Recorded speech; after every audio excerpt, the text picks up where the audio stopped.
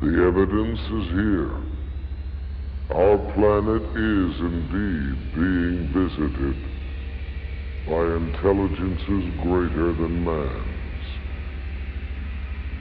They travel in spaceships, in flying saucers.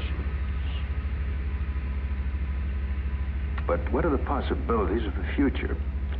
It seems almost certain that if other beings more advanced than ourselves do inhabit other sectors of the universe, then it's quite probable there will come that day, that moment in time, when official contact will be made. Let's look at an incident that might happen in the future, or perhaps could have happened already. The premise is that contact is made by extraterrestrial beings with representatives of the United States Air Force at Holloman Air Force Base in the deserts of New Mexico. The day is clear. It's about 5:32 a.m. at Holloman Air Force Base. Part of the grappling with the UFO mystery is going to lead to the conclusion that space is not an impermeable and insurmountable barrier to biology, that in fact planets are islands, and life does occasionally wash in from distant places, and if conditions are correct, can take hold. However, let me say, in the UFO phenomenon, we are dealing, or we presuppose that we are dealing, not simply with the phenomenon of extraterrestrial biology, but with the phenomenon of extraterrestrial intelligence. And this is a hackle-raising notion. We're dealing with more than mushroom spores. We're dealing with more than mushroom spores, at least as ordinarily conceived. And I think the thing that has been overlooked in almost all discussions of extraterrestrial contact is how strange the extraterrestrial is likely to be. It isn't going to be a friendly elfin little feller with a beating heart of gold. It isn't even going to be some of the more extravagantly grotesque creations out of Hollywood. Conditions and time spans in the universe are long enough and varied enough that I would bet that the real task with extraterrestrial intelligence will be to recognize it, you see. And what other types of aliens you met? Okay, there's the female. There's the insect-like being that they say resemble a praying mantis. Mm-hmm. There is the gray, the little guys. There is this tall, thin being with like a knob on the back of his head, extremely tall, extremely thin. Yes. He seems to be like in charge. Then there have been some people who look human, but they're not human. How can you tell that they are not human even though they look human? It's that there is a feeling that you just like, man, you're not like anyone I've ever seen. They may look very Nordic or whatever, but you know they're not human. What can they be? Do you think that they are a kind of artificial human, like a robot? No, I don't think so, no. So, can we say that human but from another planet? Either from another planet or from another dimension. I honestly don't know where they're from. The only thing that I do know is that when I grew up later, when I was in New York, I would go to sleep, and and right before I would go to sleep, the wall would open up. There would be an opening in the wall. It's like all the atoms were just pushed back on them, and they would come through. How many of them? Usually, I would say 3, 4, maybe a couple of the insect-like beings, the woman for sure, a couple of grays, and even the little hairy guy. So, did they ever tell you why they have been abducting you, why they are interested in you? $64 question. I have no idea. I really don't. It's like there are times when I wish they would show up and I say, please sit down and let's talk. I want to know. But nothing. It's like it's like you're given so much information, but only a little, and you've got to work at it. to find out for yourself. They just don't tell you. Did you ever ask? Yes, I think I did. But what I remember is that they told me, I was so taken back by it that I'm not sure but I don't, at the same time, don't remember exactly what they said. But I had a feeling it dealt with preserving mankind. And now we've come to the conclusion that abduction, of their involvement with human beings, that this is the center of the entire UFO phenomenon, and that actually when people have UFO sightings, it's very possible that what they're seeing is something on its way to or from an abduction of somebody. They're not just flying around up there, they are interested very profoundly in human beings.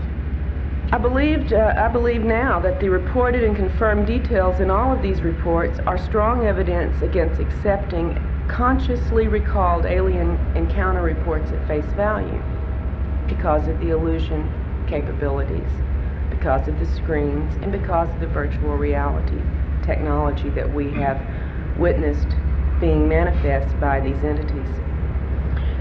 I believe that if we build our theories on such information, the consciously reported information only, we're building on sand, on illusions that the aliens create for us, and I think to confuse and mislead us. Now, this is not to say, however, that all alien encounters are virtual reality events, because there is also plenty of very strong evidence for the physical nature of many of these encounters. So to be perfectly objective, the definition of abduction would have to include any event or scenario that is generated externally for the targeted person, whether it be a physical encounter, a virtual reality scenario, or a telepathic contact. Now, a second important discovery from Ted's investigation, and this was important at least for me, was the possibility of cloned human bodies produced by these abductors. And that's the second thing I'd like to talk about briefly today. In the mid-1970s, a memory of a childhood event surfaced in Ted's mind during the night while he was sleeping. And in an altered state of consciousness, he got out of bed and went to his typewriter in the middle of the night and wrote out this memory as a story. In 1991 and 92, when Ted and Barbara began a series of regressions, it popped up in these events, this scenario that Ted had recalled as a story, but a very different version of that basic story emerged. A version in which he went through what can only be called a horrific experience, in which his original body he perceived as being killed and taken away, and his essence, for lack of a better word, we could call it soul energy or whatever term one would like to use, was contained temporarily in a black box, placed on a counter, and transferred shortly thereafter into a cloned copy of young Ted's body. This was his perception of what occurred with him, and this is the first time I had ever heard of such things really in any detail. Let us assume that our small planet Earth and all its human inhabitants were under surveillance by an advanced extraterrestrial intelligence. In the same way that various countries on Earth spy on each other for their own security purposes, let us theorize that this advanced intelligence also keeps watch of Earth and its primitive inhabitants, sort of like keeping an eye on the trashy neighbors in the interstellar neighborhood. Perhaps if such an advanced intelligence might do more than simply maintain a hands-off covert reconnaissance of our world, what if such an advanced intelligence might even interact with our societies? I'm convinced after 36 years of study and investigation that the evidence is overwhelming that planet Earth is being visited by extraterrestrial spacecraft. That means some UFOs are alien spacecraft. Most are not. I don't care about those. Right. Second, we're dealing with a kind of cosmic Watergate. That means some few people in the government know what's going on, not everybody. Third, none of the arguments made by the debunkers like Carl Sagan and Phil Klass, who never refer to the relevant evidence, stand up under careful scrutiny. And fourth, we're dealing with the biggest story of the millennium. Visits to planet Earth, successful cover-up of the best data, the bodies in the wreckage from 1947 for 47 years. Why? I don't speak for the government, but I'll give you 5 reasons. Yeah. One, we want to figure out how they work to make wonderful weapons delivery and defense systems. They can fly circles or anything we got flying. Rule number 1 for security, if you set up a secret project, is you can't tell your friends without telling your enemies. They watch Larry King, too. Second problem, the other side of the coin, what if the other guy figures out how they work before you do? How do you defend against them? You don't want them to know you know, they know. Third, if there were to be an announcement made by highly trusted individuals that indeed some UFOs are alien spacecraft, what would happen? We can imagine church attendance would go up, mental hospital admissions would go up, stock market would go down. But I think the biggest thing that would happen, based on 600 college lectures, is that the younger generation, which was never alive when there wasn't a space program, would immediately push for a new view of ourselves, instead of as Americans, Chinese, Canadians, as Earthlings. And this plot is conceived to be hidden for these 5 reasons. By whom? I didn't give you 2 of them. Apparently the intelligence agencies have been running the show for a long time. I work in this deep, deep level. I'm able to contact the subconscious directly. Many other of the UFO investigators are staying in what is called the emotional level. They don't go into the level where you find the real information. In the emotional level, the person may be remembering some snatches of an event, or they may be having dreams, and all they can remember is that something horrible happened, is the way they interpret it. They think it's something very evil or menacing. And a lot of the investigators, they keep them at that level, and there's a great deal of fear based there.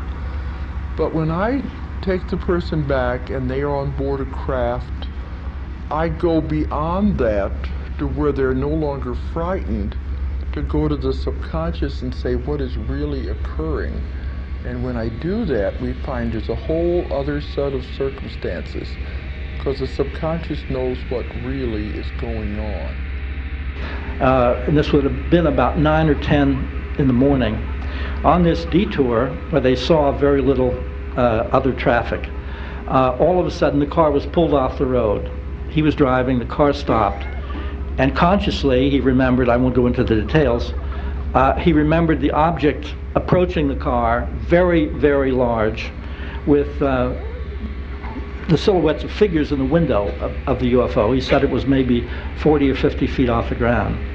And they have no more memory except another memory from a later time of the thing off in the distance and leaving. And when they got back together in their minds and collected themselves, they realized it was getting dark. It was nighttime. And the incident had started 9 or 10 in the morning. It was a huge period of missing time. All 4 of them went immediately to a motel. They spent the whole night awake, talking in a great deal of confusion, self-doubt, fear, everything else. He's had a number of experiences, but this is the important point about this. And as I say, he has been backed up by the other 3 witnesses in this case on all the details. But he has suffered a lot of psychological difficulties, emotional difficulties, and in particular he's had a lot of problems dealing with strangers, dealing with people he's not familiar with, which is a kind of a difficult thing because in effect he's in sales. That's the nature of his business. We've also heard about strange underground workings and the like that are happening in this country, and they're happening out in Australia, and they're happening out in Russia, in the Caucasus Mountains, and they're happening across the United States. When I regained consciousness, I was looking up at a light shining down on me from the ceiling. I could tell I was leaning up on a bed or a table or something because the ceiling was close. I was in a lot of pain. I couldn't quite bring myself totally awake. What type of pain? What parts of your body? It was kind of like in my head, but just all over it. I can't describe it. And I believed that I was in the hospital, and I was looking up at the ceiling, and I didn't make any attempt to move because of the pain I was in, but I felt something laying across my chest, and I looked down, and it was sort of a flat thing that kind of curved across like that, and I couldn't focus my eyes very well, but I looked beyond the top edge of the thing that was laying across me, and I saw two men leaning over me. They weren't really men. They were a lot like they were a lot like men, but they weren't quite human. What did they physically look like? They were they had kind of underdeveloped features and no hair of any kind, and they were dressed in kind of a brownish orange. 지구요 여러분 두려워 마십시오. 여러분 존재는 사라지지 않습니다. 존재하는 만물 또한 사라지지 않습니다. 여러분은 영원한 존재이며 여러분은 무한한 존재입니다. 여러분이 죽음이라 부른 두려움은 다른 삶을 향해 나아가는 하나의 새로운 출발점이 되는 것입니다.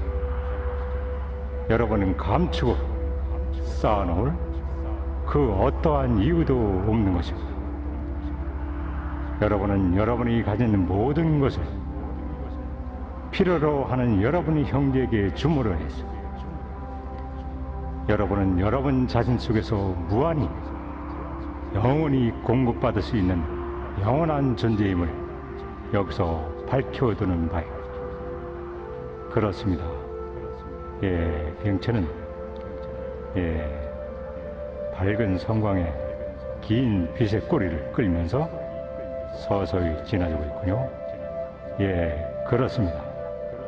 여러분이 보시는 이 비행체는 우주의 다른 차원에서 여기 지구를 찾아온 것입니다. 예.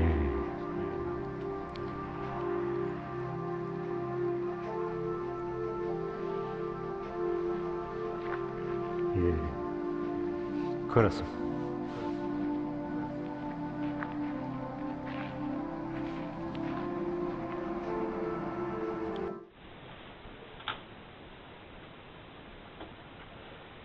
You and I in a little toy shop buy a bag of balloons with the money we got.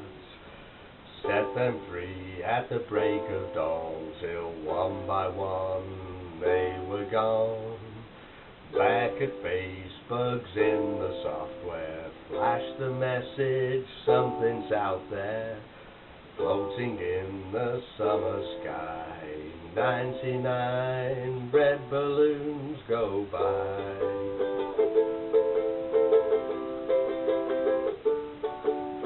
99 red balloons floating in the summer sky, panicking, it's red alert.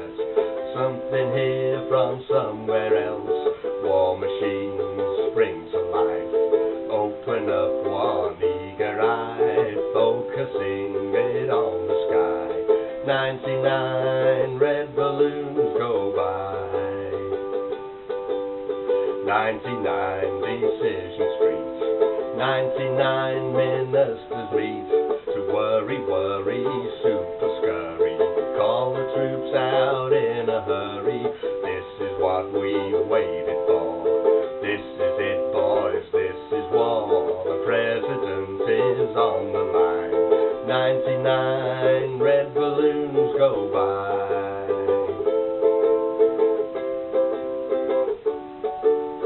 99 nights of the air, ride super high-tech jet fighters. Everyone's a superhero, everyone's a Captain Kirk, with orders to identify, to clarify and classify, scramble in the summer sky. 99 red balloons go by. There's 99 red balloons go by.